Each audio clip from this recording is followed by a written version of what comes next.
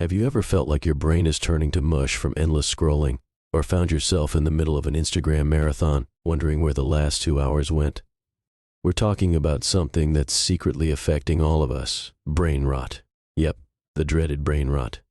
For those who don't know, brain rot isn't a scary disease from a horror movie. It's what happens when you spend too much time on mindless activities like scrolling through social media, binge-watching cat videos, or endlessly clicking on clickbait YouTube videos. You know that feeling when you've watched so many TikToks that you start dreaming in 15-second clips? That's brain rot sneaking up on you. Picture this: it's a typical Tuesday afternoon, and you're trying to study for an upcoming exam. Your textbooks are spread out, you have a nice cup of coffee, and your laptop is ready. You're determined to make this study session count. Just as you're about to dive into Chapter 3, your phone buzzes. It's a message from a friend who sent you a funny Instagram reel. You think, I'll just check it out for a quick laugh. You open Instagram and watch the reel, then you swipe up to see the next reel, and the next. Before you know it, you're deep into the Instagram reel rabbit hole. You've watched a dog dance, a cooking hack you'll probably never try, and a prank video that has you in stitches. Time flies when you're having fun, right? You glance at the clock and realize an hour has passed. 1 whole hour. Your textbooks are still untouched, your coffee is now cold, and you can't remember what you were supposed to be studying. That's brain rot in action. You try to get back into your study groove, but it's hard to focus. Did you know it takes about 20 minutes to regain full focus after a distraction? Yep, that means every time you pick up your phone, you're setting yourself back even further. You glance at the clock. This doesn't just affect your study session, it spills over into the rest of your day. You decide to take a break from studying and grab some lunch. While eating, you absent-mindedly scroll through your phone again. This time, you're on YouTube. By the time you finish your lunch, another hour has passed. You were supposed to go for a jog to clear your mind and get some exercise, but now you're feeling sluggish and unmotivated.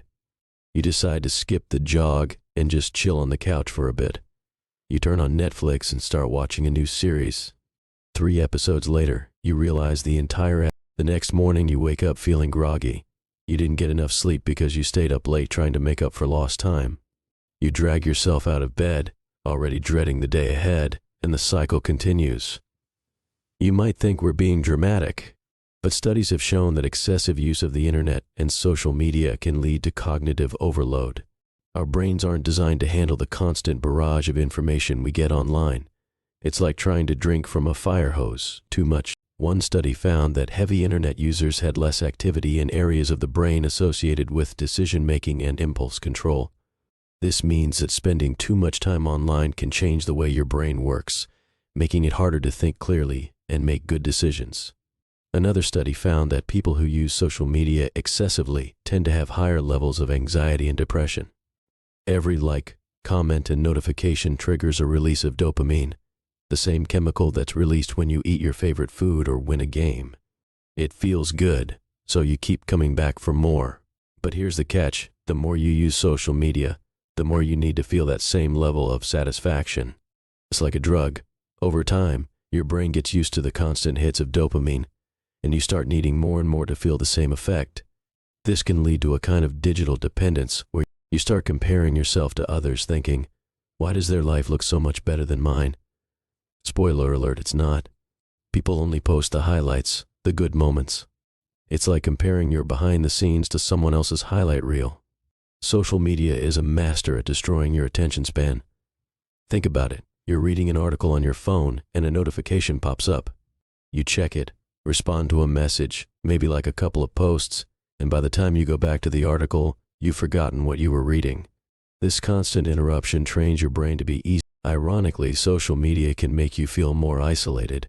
Sure, you're connected to hundreds of people, but how many of those connections are meaningful?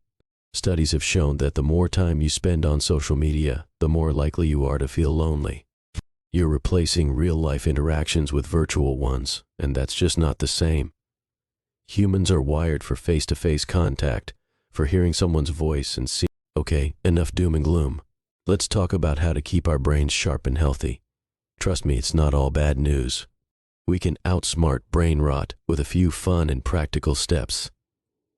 You know that feeling when you're scrolling through Instagram and you see your high school friends' vacation photos from Bali?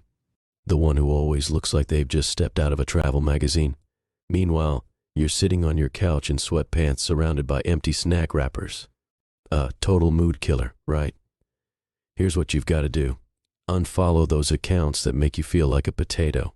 Seriously, you don't need to see Karen's perfect family pics or Jeff's insane six-pack abs every day. Instead, fill your feed with stuff.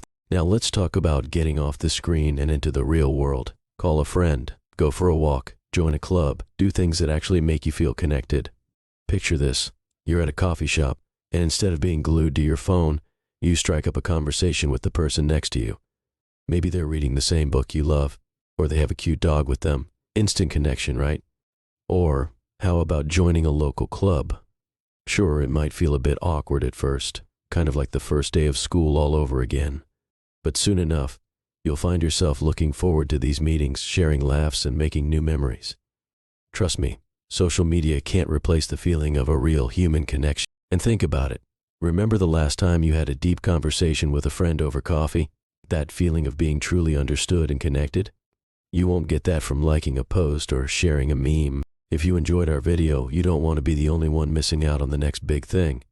We've got some wild stuff coming up that'll blow your socks off.